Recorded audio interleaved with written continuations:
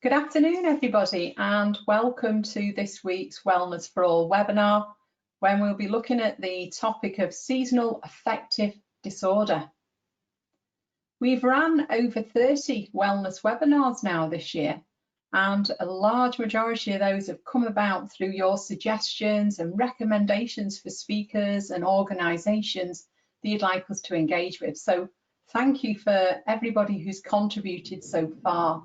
It really has made our Wellness for All webinars very popular and successful.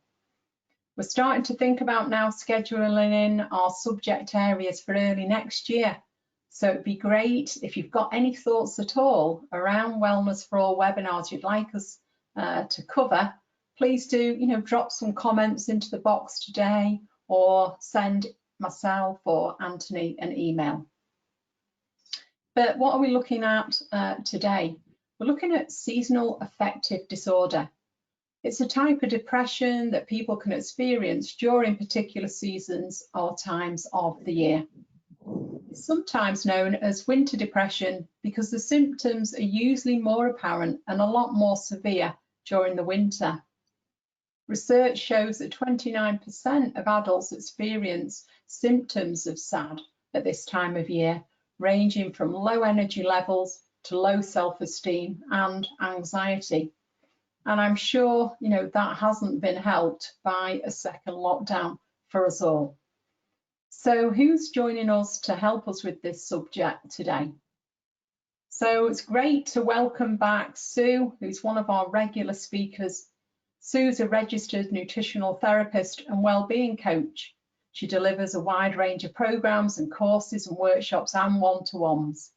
And she's passionate, like ourselves, about all areas of health and well-being. So thanks, Sue, for coming back. I'm looking forward to this subject. I don't know too much about it, so quite a bit to learn. Thanks, Tracy. So I just want to give you a bit of context to start off with about seasonal affective disorder and really about how the seasons affect our health in general. So if you just humour me for a moment, put your hands out wide and from one fingertip through your arm across to the other fingertips, that's about the lifetime of the Earth. And then if you look at the fingertip, your longest finger, that nail, obviously some people have got longer arms than others, some nails are longer than others, but that nail tip just illustrates the last 6 million years that humans have been on the Earth. So in the context of the lifespan of the Earth, it's really small. So we look at the last 6 million years where we've evolved from apes, and through that time we've been nomadic. We've moved about. We've been gradually learning skills and developing. And you can see right on that right-hand side there, the tip of that, that's where we become more, they call it here, behaviorally modern humans. So this is the last 60,000 years. During this time, as I said, we've been nomadic, we've been hunter-gatherers, and it wasn't really until the very end of this stage, so about 9,000 years before Christ, that we started bringing in farming and growing grains.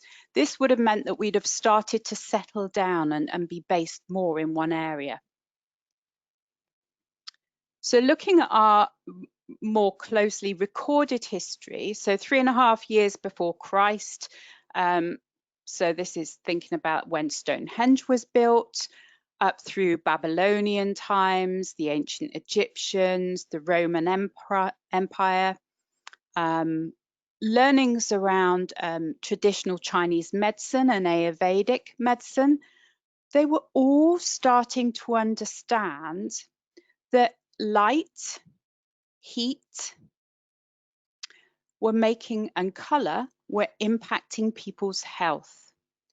So if you look at the screen here, right on the right hand side, as it goes into that sort of more burgundy colour, that's when electricity was invented. So we've only really had electricity for the last 142 years, not long in the scheme of things. Up until then, we were very much reliant on the sun, the moon, and the stars to get our biological rhythm, to understand our weeks and our months as they were then, and also our years. And we can see how accurate this was when we look at things like Stonehenge and how it lines up on the longest day. And obviously, sailors have been using the starlight for navigation for, well, however long, we don't know. But they were reliant on this interconnectedness with nature. I think this quote's really interesting as well, and it's when we're looking at one thing. So we're looking at seasonal affective disorder today. But when one tugs at one thing in nature, he finds it's attached to the rest of the world. So it's all interconnected. And I hope by the end of today's session, you'll start to see it in a different perspective.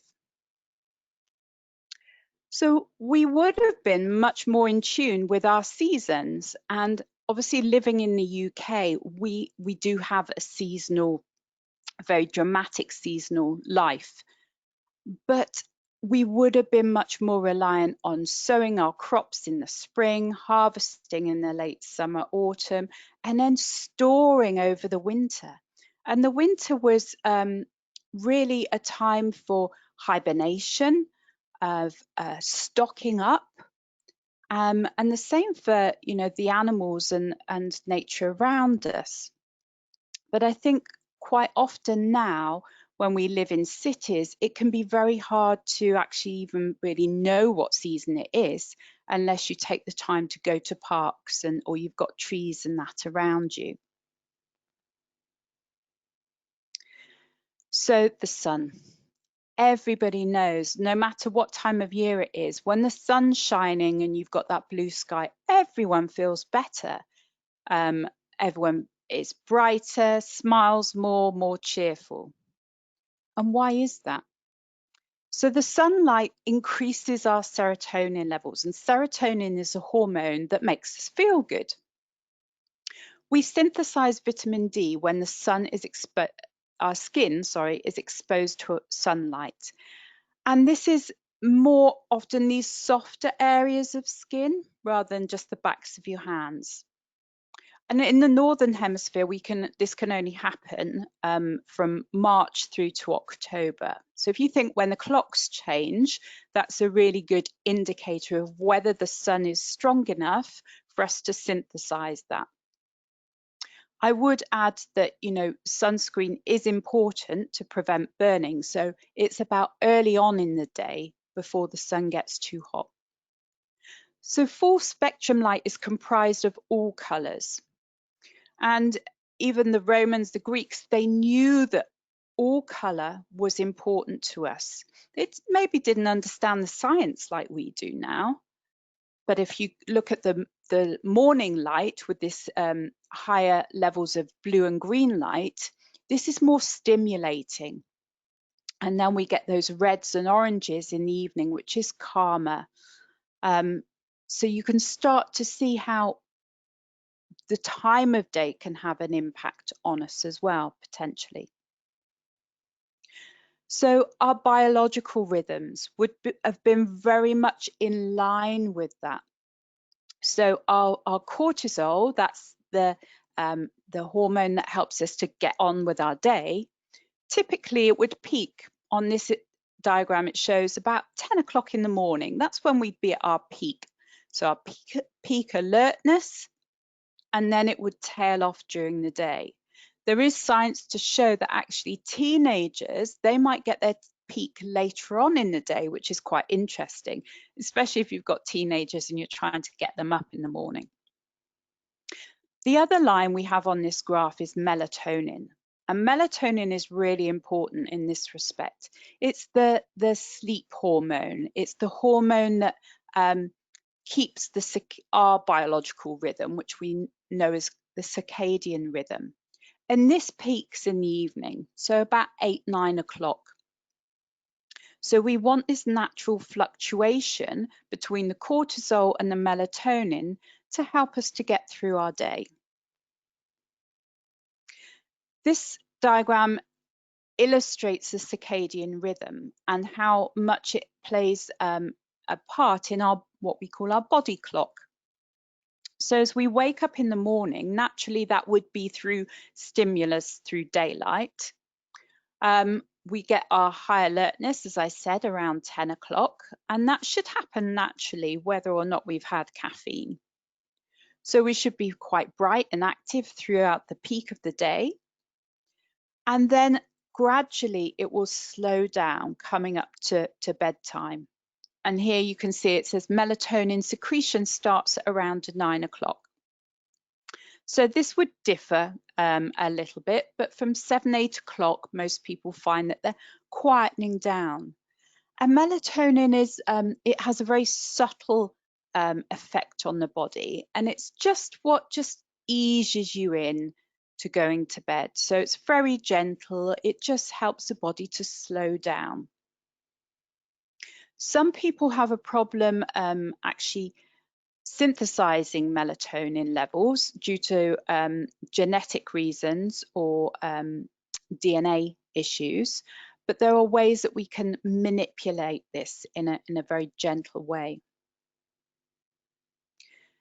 So over time, we've been used to, if you think about all that time that humans were on the planet, we've used daylight, we've used nighttime to regulate our rhythms.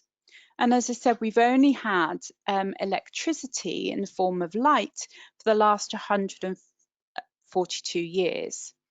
This image here is from NASA in 2012. So in the past 8 years, you can imagine it's even more than this. So this is light pollution. You can see that our major cities, you can see London very clearly and up towards Manchester and up the north of England here. This has got to have an impact on our health. Not only us as human beings, you know, we're living in these cities that are never dark, but also to our migratory birds and animals that go into hibernation. Because in the cities, one, they're warmer, but they're lighter as well. So that's going to impact on all those seasonal changes. So with artificial light, if we're thinking about humans and in the work that we're doing, especially since COVID, you know, we're all in front of our screens, we're there now. And that tends to go on then into the evenings when we're using things like our phones, iPads, etc., as downtime as well. But when we think back to those light sources, these electronic devices give off what we know as a blue light. And this prevents melatonin from being released. So this is very important moving forward, that it's stopping some of our hormones from being released. So low levels of vitamin D through sun exposure can cause things like the most severe would be rickets, and you may think that we don't have that now, but actually there's increased numbers of rickets being reported now. Immune issues, low mood, poor bone health. So if you've got someone with osteoporosis, for instance, vitamin D is really crucial to pull that calcium into the bones. Muscle and joint pain. We tend to think of things as, oh, I'm just getting older, but maybe it's something as simple as vitamin D. Absorption of other vitamins and minerals, that can also be impacted by vitamin D, things like iron, so really crucial elements. Lack of sunlight, you may have noticed yourselves that your mood just goes down. So I think September's probably quite a good time for us to think about how did you feel when days started getting a bit shorter? That lovely warm sunshine had gone down a little bit. You know, we all feel a little bit, it's a challenge, that change of season then. We might become more irritable. We might have a lack of appetite or low energy and fatigue. There's a long list of which in the resources handout you can find out more. But if some of these, you can tick some of those off, maybe it's worth having a look at what you can do to help yourself. So melatonin, I said, is a hormone that we release to help with our circadian rhythms. And serotonin is the feel-good hormone. Both of these, the precursor to them is tryptophan. And this is an amino acid that we can find in certain foods. So I've added a list here, but if we think of things like turkey, I always wonder if this is why people nod off after Christmas dinner when they've had that turkey for lunch. Particular things to look at would be these tart cherries. I can never pronounce it. It's something like Montmorency cherries. And kiwi are really supposed to increase melatonin levels within the body. Adequate B vitamins are very important, and this is also related to that stress and relaxation response. And plenty of fiber, because we know that serotonin especially is linked to our gut and our gut health. So vitamin D is a fat-soluble vitamin, and it's stored in the body for up to 2 months. So if we're looking at September, October, we should have enough. And it's only now, so the end of November going through January, February, that's the time we're normally at our lowest. We can get some in food, but it's not enough. As I say, most of our vitamin D comes through synthesis of the skin. So things like oily fish, eggs, dairy products, especially these should be free range organic, because the birds have been outside eating the grass that's been affected by the sun. And mushrooms. And just a top tip, if you've got mushrooms, if you leave them in the sunlight, they can actually generate more vitamin D. So optimal levels of vitamin D are between 100 and 125 nanomole. You can exceed that dose, and that's not good. So that's your optimal level. And I always suggest getting tested before you take supplements. So your GP can run a test, or you can do home tests. Again, there's a link in the handout. So what can we do? I think COVID has brought on lots of different challenges, but for most of us, we've lost our commute in the morning. So what could we do? You know, we could take a commute, we could walk around the block and come back home to start our day. So when you're doing some physical exercise, but also you're getting out in the daylight. What reasonable adjustments could you make? Could you make your lunchtime, tweak it a little bit so you've got time to do a 20-minute, half an hour walk to get some sunlight then? Could you prioritize getting outside and exercising? There's not so much talk about this from the government this time in lockdown, which personally I find really disappointing, because it's even more crucial now. It takes a lot more to put on a coat and the proper footwear to go out, or when it's raining. But exercise is so important. And another thing that allows us to do is really connect in with the seasons.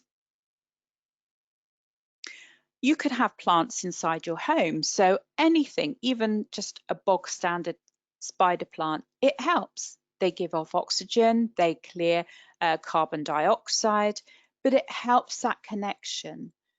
We link in, and nature in all its forms is very nurturing for us. So just seeing a plant, there's something called fractal patterns. If you think of a fern leaf, for instance, it's almost perfectly the same each side.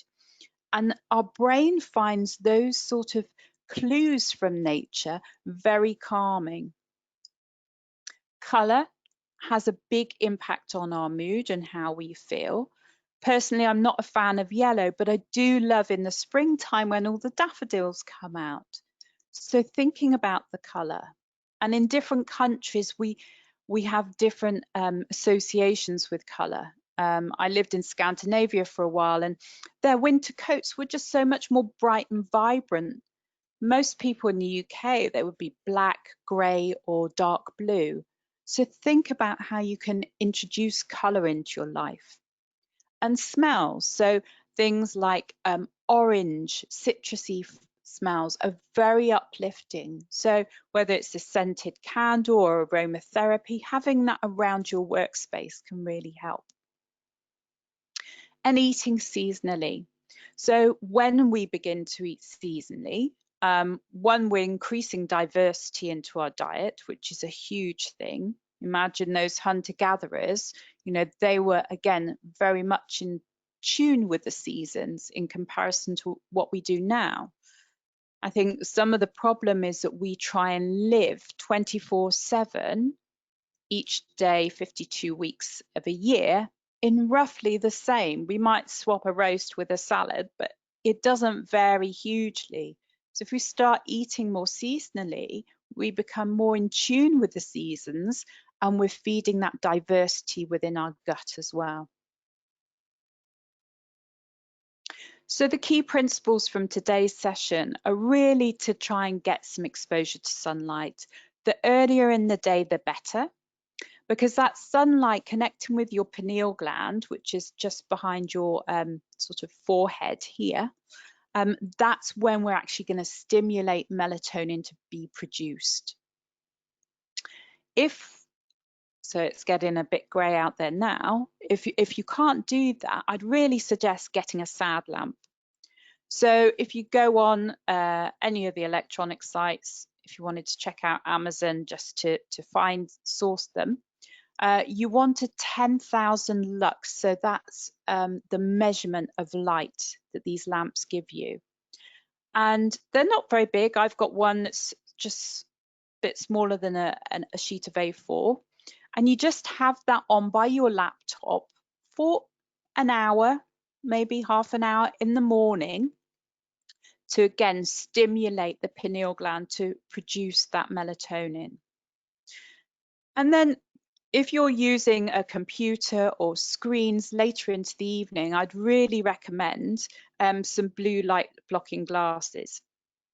These did all used to be sort of a strange orange tint, but now they're hardly recognizable that they've got a color to them.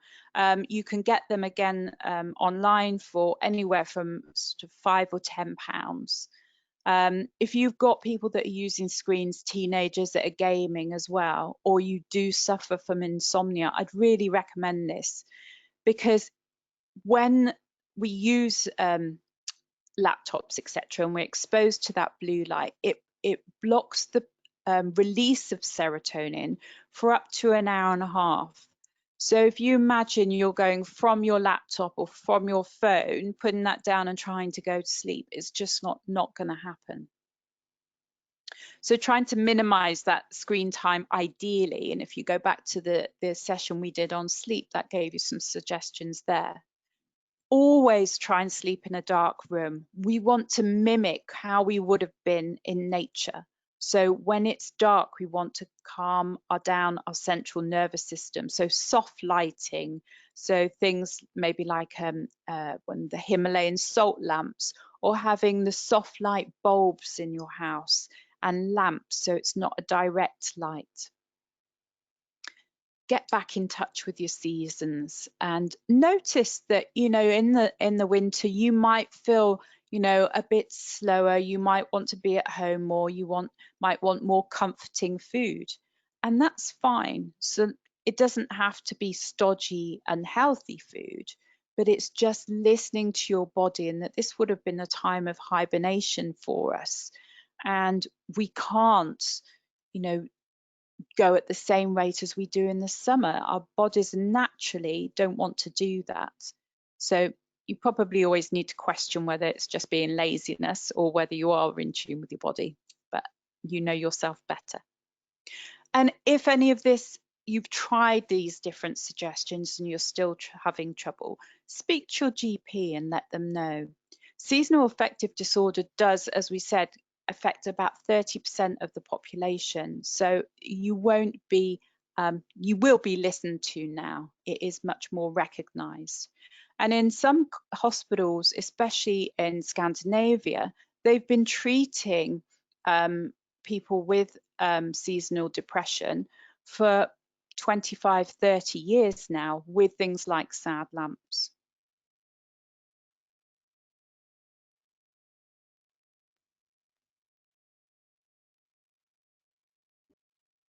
Thanks, Sue. It's fascinating, actually. I'm just trying to process some of that information, and I had the slides to look at before as well. So some really interesting stuff in there. I do remember once seeing something about sort of opening your curtains if you wake in the middle of the night, so when you wake up in the morning, your mind knows it's time to wake up, rather than, because a lot of us do have blackout curtains nowadays. I don't know what your thoughts are on that.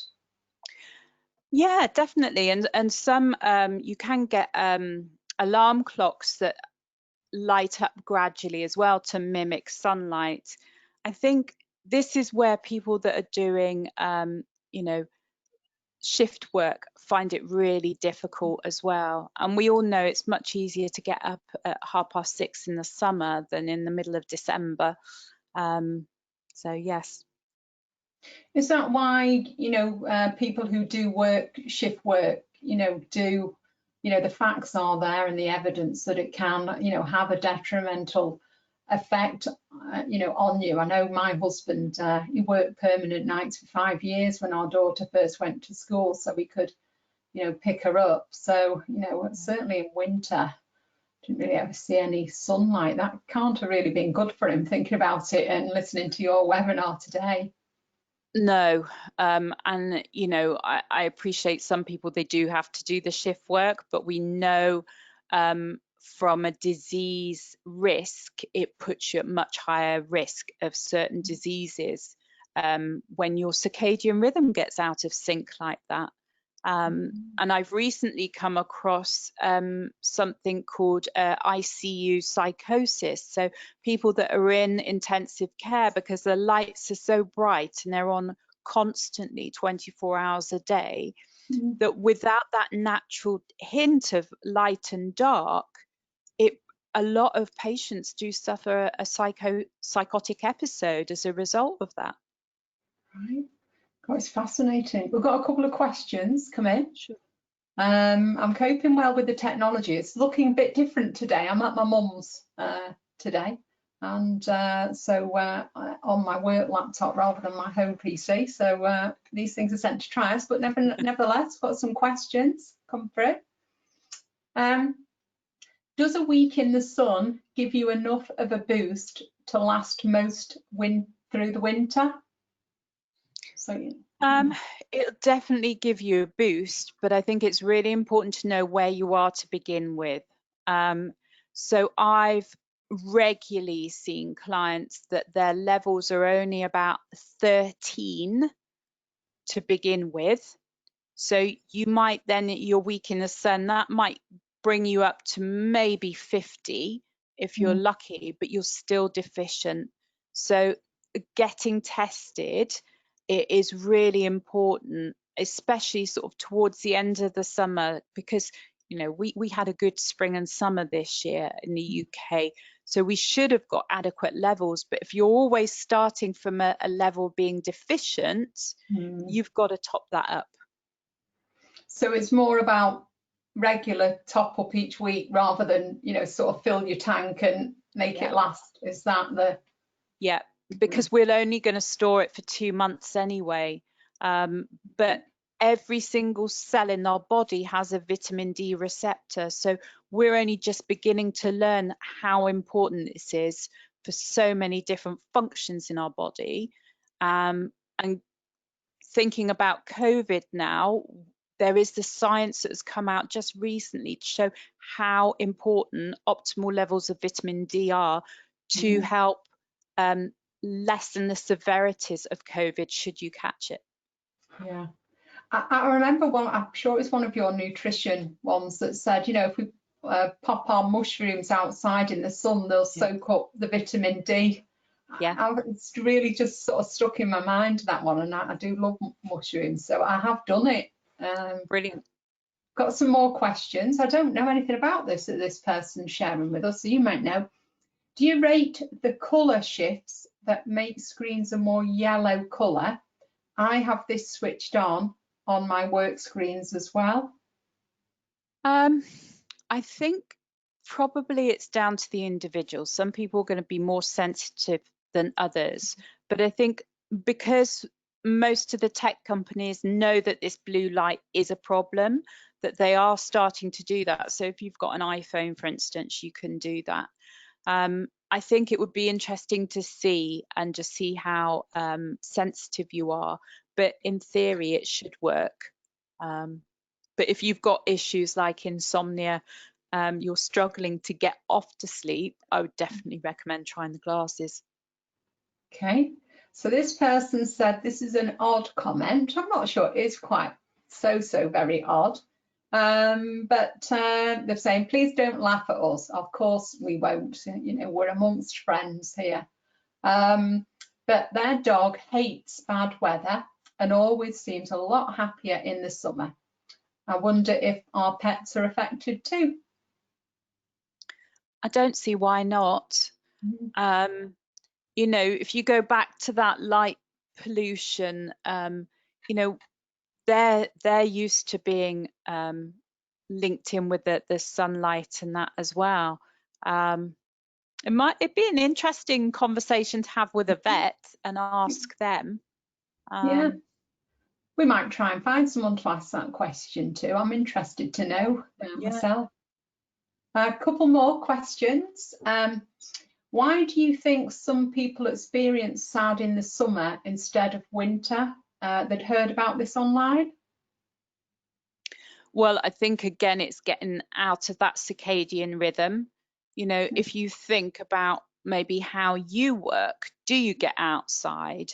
You know, are you interacting with the outside? Are you getting stimulation from natural sunlight? I think we were never meant to be inside. We were never meant to be sitting down. And if you look at that timeline again, it's a blink of an eye that our world has changed in the last 200 years so dramatically. You know, we would have all have been doing physical work. We'd have been moving about, and now we're just sat down. So there's so many different aspects there that in evolutionary terms, it's such a small space of time for us to change so dramatically. You know, at the moment, you know, the dark nights are there. You know, is it really sort of safe to go out and have a walk in the evening? You know, perhaps not so much. So, you know, if you're on your own and things like this.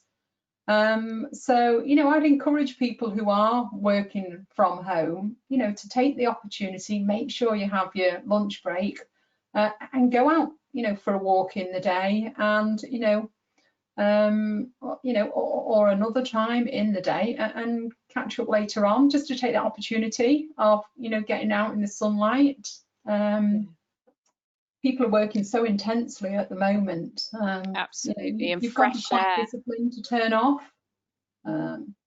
So yeah, I think it's so easy without that office space as well.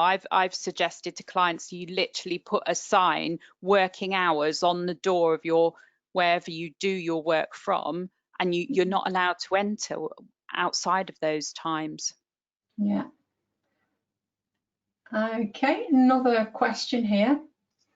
It is interesting, we're saying the soft lighting in the house in the evening looks nice, but actually it's also frustrating as it makes you feel tired earlier. It definitely has that calming effect.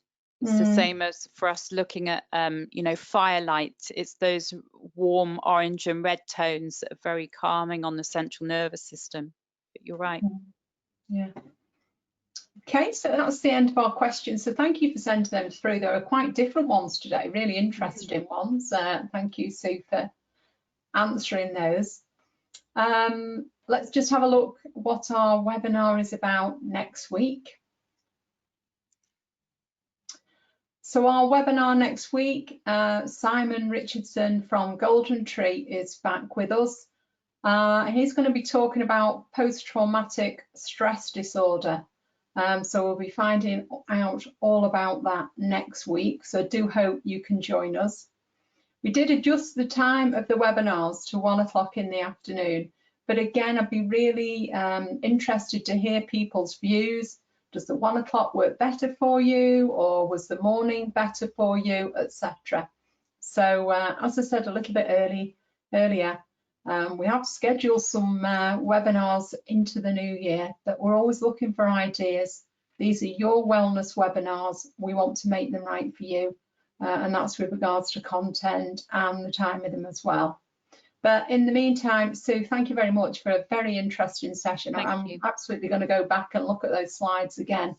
But thanks very much for joining us, and thanks everyone for your questions. Have a nice weekend. Thank you.